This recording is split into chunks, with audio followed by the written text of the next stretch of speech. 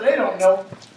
And if you believe somebody is teaching you in a correct way, and you're not going that extra mile to learn how to teach yourself, then you're only going to see what the tour guide in the museum wants you to see. You'll never really see what's really there. The only thing that I'm asking everybody to do is to learn in a different way so that you can finally see for yourself. And whatever the lexicographer does in their dictionary, I bet you I can do it. And when I do it, I'm going to compare my definitions to theirs.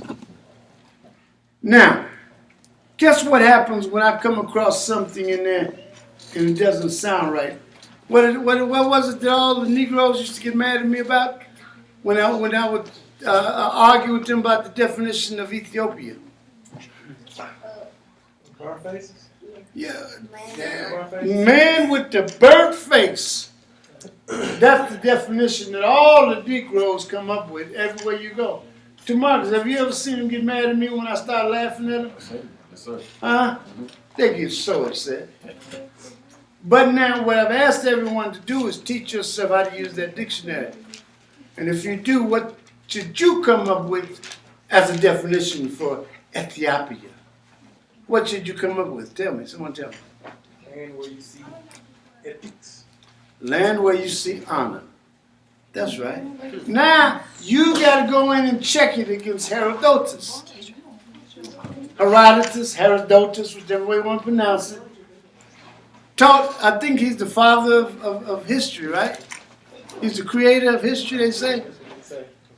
That's what they say. But I think there may be some nonsense there. But what he did say is our gods, and he's Greek now, and he said our gods go to Ethiopia to dine with the gods. Don't sound like he's saying anything bad about Africa to me. He's talking about the gods in this place that you call Ethiopia. And the next thing I know, Negroes want to tell me means land of the burnt face. But yet when you examine the word for yourself, and you look at the word and break it apart etymologically, what do you come up with? Do you see anything about a burnt face? What do you see there? Opt is what?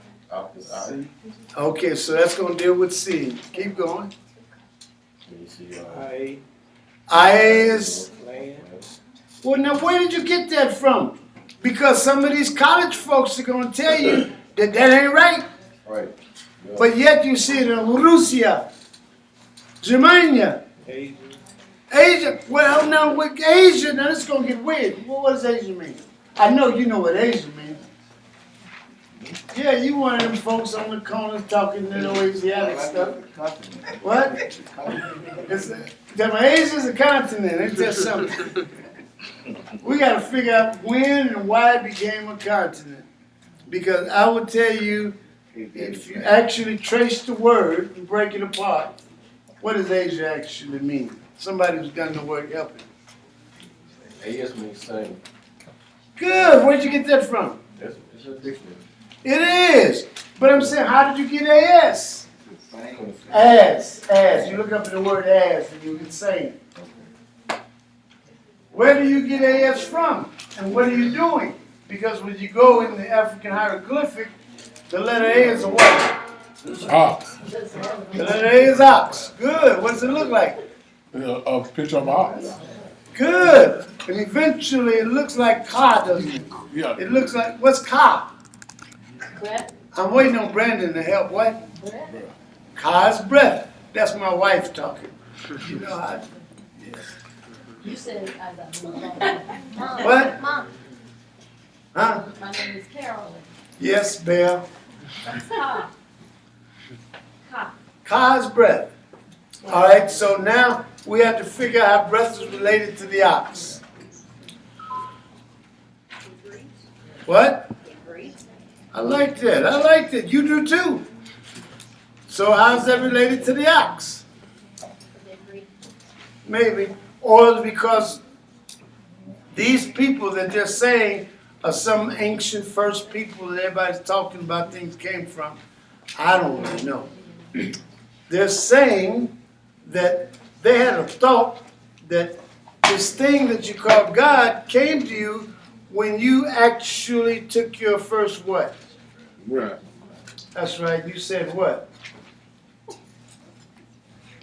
Ah. Real simple. It's not rocket science. And you took your first breath, and you know what you made? You made a vowel sound. Now this is weird because vowels didn't come into existence until a long time later. Language had already started. There were no vowels with the ancient Egyptians. Does anyone know how they spelled? Everybody know what I'm talking about? It's Kemet. Well, how do you spell Kemet? What did you say? K-E. KMT, good. So no vowels, right? Good, now we're rolling. And it's only symbolic. And what you're calling KMT then might not have been KMT. Because if they didn't have vowels 9 times out of 10, they had clicks. And how do I know that to be true? Because I know people right now who speak with clicks. And you know what? I still can't say a social. I'm still having problems saying tree. And all of my friends, when I'm saying Nagadef, they laugh at me. Why are they laughing at me? Because they hear my accent. Because of your first language.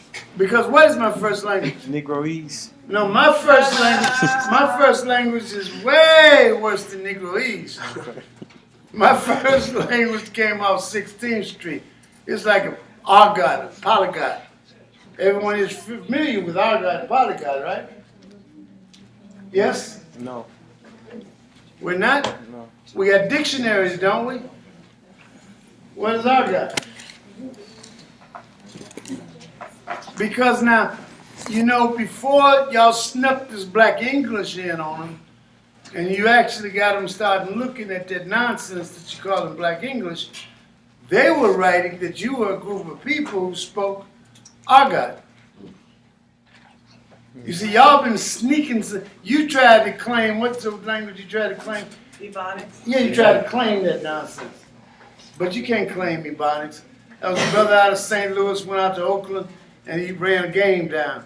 You know, talking about some Colored Ebonics. guy. Huh? Colored guy. That's all it And was. he got paid. Yeah. He got paid, he did. Yeah. But hold on. Ebonics, I know where it came from, for real. It came from up there in Dog Patch with Snuffy. Seriously, y'all know about Dog Patch, don't you, and Snuffy? You didn't used to read the Snuffy comics every Sunday? Yeah. You did. Snuffy. Snuffy, before Snoopy. Dog patch. Yeah, it's a Snuffy. Little old drunk cracker. Really? I didn't know this. I thought you With made a that shit up. hornpipe. And wait a minute, he had a grandson named, what was his grandson's name, Carolyn? Who's grandson? Snuffy. Lil Abner? Little Abner, that's him. I thought he made up stuff. And Little Abner's girlfriend was Daisy. Daisy. Yes. And Snuffy, that's how y'all talk. That's how you teaching your children to talk. What's the other girl's name? Moonbeam? And wait a minute, by the time it gets over to Veronica and Betty, where are we now?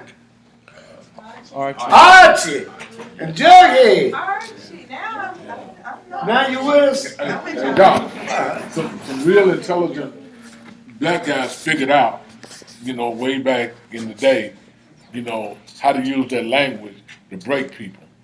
And they use that I language. understand. Yeah. You know what I'm saying? Yeah. Y'all out there pigeon dropping. Yeah. Yeah. But what I'm trying to hopefully get the children to make themselves aware of is how to think in such a way where you never let anybody know what you're thinking. What is the argon again? That's slang. It's a kind of slang, yes. Colloquial. But what did it say about our gut? Did you look it up? Language It of the is thieves. colloquial, what? Language of the thieves. A language of robbers and thieves and murderers, Oh wow. criminals. And they said that you spoke Argot. And then when you were speaking Pig Latin and Dry Long So and the other languages that you created in order to exist, because the people that were brought here spoke a number of languages. They couldn't communicate with each other, so they created languages in order to communicate with each other. Huh? Yes. So, I've always wanted to know what, okay, cursive writing and then cussing.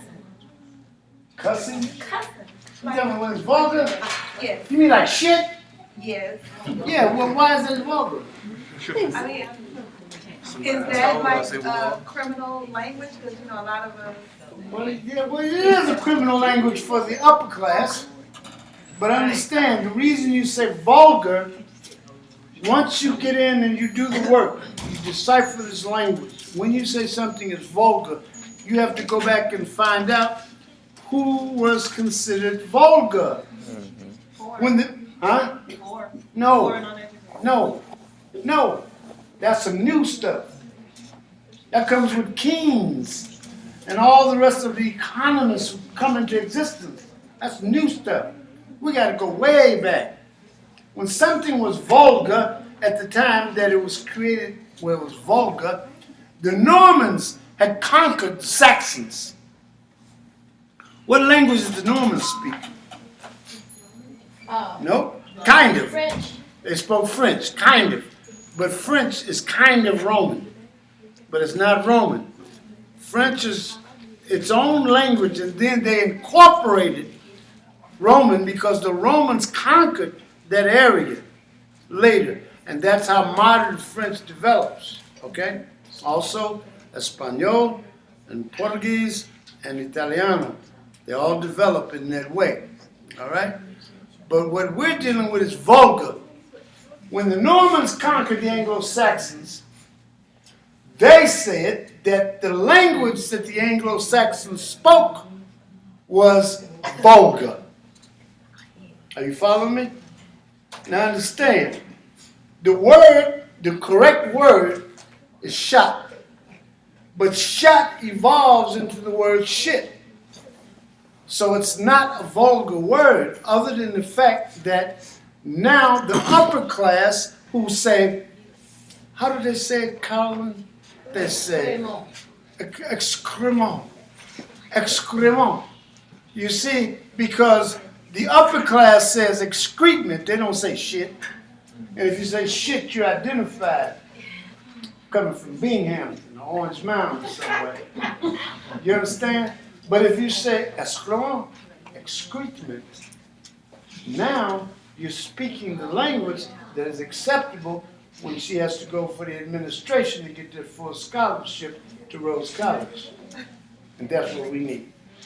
So we need to learn the language well enough to be able to accomplish that.